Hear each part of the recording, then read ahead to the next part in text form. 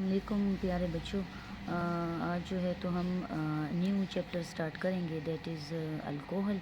ठीक है, अल्कोहल फ़िनोल और ईथर है इस चैप्टर का नाम, लेकिन हम सबसे पहले जो है ये अल्कोहल को डिस्कस करेंगे। ठीक है, तो अल्कोहल जो है that is the derivative of water. Water में जो है हमारे पास ये H2O होता है, वाटर का लीनियर स्ट्रक्चर होता है। ठीक है, having 2 lone pair on oxygen atom और 2 हाइड्रोजन्स होते हैं। अब वाटर में एक हाइड्रोजन को जब हम रिप्लेस करते हैं बाय अल्काइल ग्रुप तो हमारे पास जो है ये अल्कोहल बनता है। ठीक है, अच्छा फर्दर हम अल्कोहल को जो है क्लासिफाई करते हैं मोनोहाइड्रिक अल्कोहल में और पॉलीहाइड्रिक अल्कोहल्स में। ठीक है, मोनोहाइड्रिक अल्कोहल्स वो अल्कोहल है जिसमें सिर्फ एक जो है तो हाइड्रोक्सल ग्रुप मौजूद हो, और पॉलीहाइड्रिक अल्कोहल वो होता है जिसमें एक से ज़्यादा जो है तो हाइड्रोक्सल ग्रुप हो, तो उसको हम कहते हैं हाइड्रिक अल्कोहल। ठीक है, अच्छा जी hydric is for hydroxyl group, right.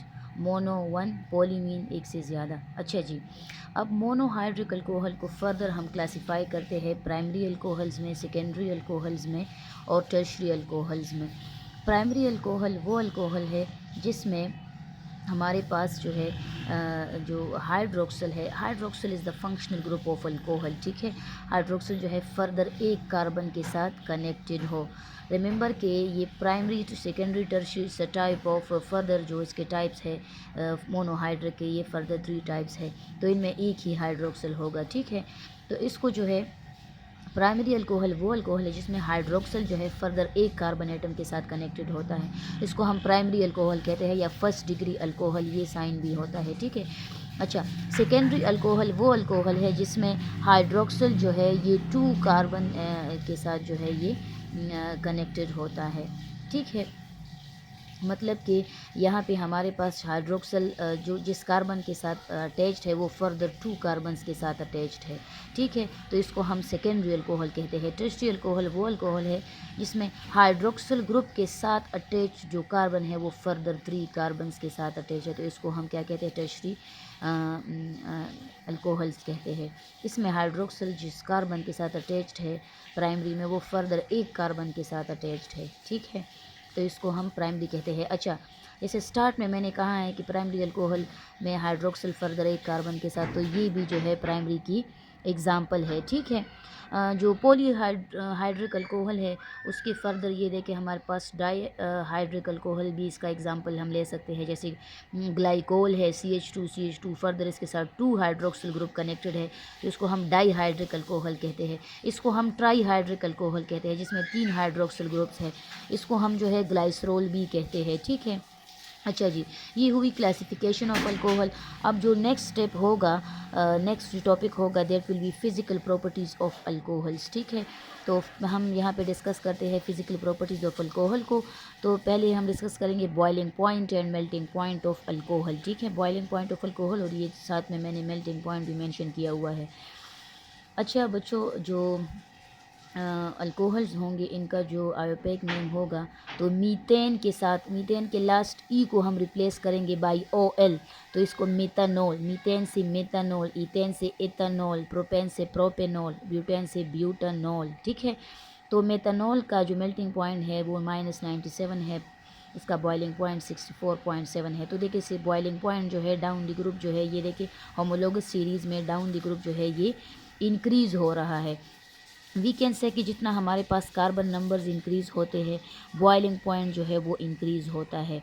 दूसरा पॉइंट, यहाँ पे बॉइलिंग पॉइंट इसलिए भी इंक्रीज़ होता है डाउन द ग्रुप क्योंकि यहाँ पे हाइड्रोजन बॉन्डिंग है, इंटरमोलिकुलर हाइड्रोजन बॉन्डिंग जो है ये अल्कोहल में मौजूद है, तो इस वजह से यहाँ इसका जो है down the group boiling point increase होता है। ये देखिए हमारे पास ये ROH यानी कि अल्कोहल है, एक अल्कोहल का मॉलिक्यूल दूसरे अल्कोहल के मॉलिक्यूल के साथ जो है बॉन्ड फॉर्मेशन करता है, हाइड्रोजन बॉन्डिंग शो करता है। इस ऑक्सीजन का ये हाइड्रोजन और दूसरे अल्कोहल मॉलिक्यूल का लोन पेयर, इनके बीच जो है intermolecular forces like hydrogen bonding जो है ये डेवलप होती है। ठीक है, तो इस वजह से भी इसका जो है बॉइलिंग पॉइंट जो है ये ज़्यादा होता है।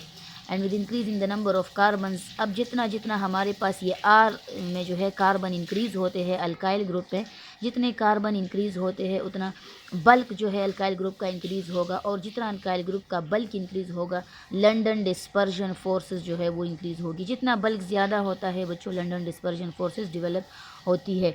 तो जितना हमारे पास आर जो है वो इंक्रीज़ होगा इसका बल्क, तो हमारे पास लंडन डिस्पर्जन फोर्सेस जो है वो डेवलप होंगी।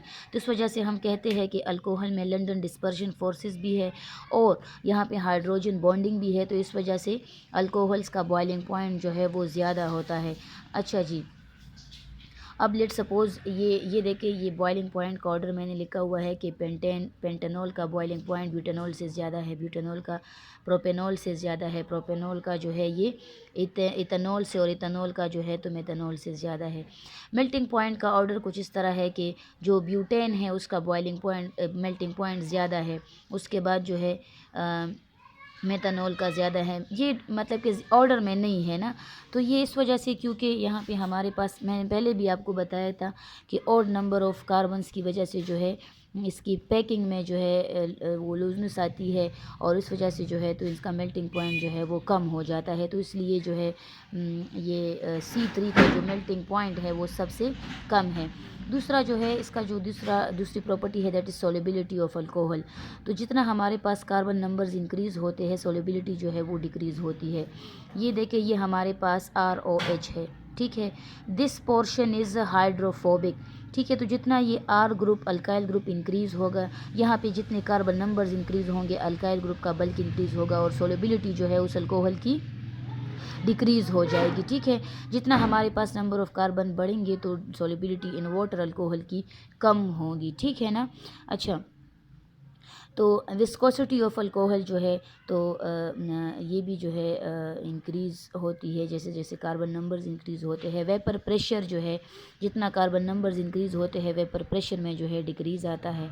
हाइड्रोक्सिल ग्रुप, लेट सपोज़ अब जैसे कि डाईहाइड्रिक और ये ट्राईहाइड्रिक अल्कोहल्स में हाइड्रोक्सिल ग्रुप ज़्यादा है, तो इसका क्या इफ़ेक्ट होगा बॉइलिंग पॉइंट पे।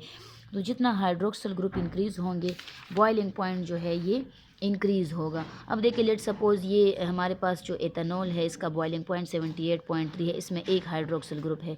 ग्लाइकोल में 2 हाइड्रोक्सिल ग्रुप है, बॉइलिंग पॉइंट इंक्रीज़ हो गया है due to the hydrogen bonding, 2 hydroxyl group है। फिर जो ग्लाइसरोल है इसमें 3 हाइड्रोक्सिल ग्रुप्स है, तो 392 इसका बॉइलिंग पॉइंट होगा, ठीक है। तो जितना हाइड्रोक्सिल ग्रुप इंक्रीज़ होंगे बॉइलिंग पॉइंट जो है वो भी इंक्रीज़ होगा, ठीक है। अच्छा, viscosity is directly proportional to number of hydroxyl group. जितना हाइड्रोक्सिल ग्रुप इंक्रीज़ होंगे विस्कोसिटी इंक्रीज़ होगी, जितना हाइड्रोक्सिल ग्रुप्स इंक्रीज़ होंगे सरफेस टेंशन भी इंक्रीज़ होगा, ठीक है। अच्छा, अब देखिए, ये हमारे पास स्ट्रेट चेन अल्कोहल है, ठीक है ना। क्या है ये? प्रोपेनॉल है। प्रोपेनॉल का बॉइलिंग पॉइंट 97 डिग्री सेल्सियस है, लेकिन अगर यहीं इसी प्रोपेनॉल को हम जो है इसका आइसो स्ट्रक्चर बना दें, ठीक है, तो यहाँ पे देखिए इसका जब इसको हमने ब्रांच फॉर्म में कन्वर्ट किया है, तो ब्रांच फॉर्म में इसका जो बॉइलिंग पॉइंट है वो डिक्रीज़ हो जाता है, पॉइंट ऑफ कॉन्टैक्ट जो है वो कम हो जाते हैं। यहाँ पे 4 है, यहाँ पे 3 है, और सरफेस एरिया भी जो है तो कम हो जाता है। तो सरफेस एरिया जितना कम होता है तो बॉइलिंग पॉइंट जो है तो वो भी कम हो जाता है।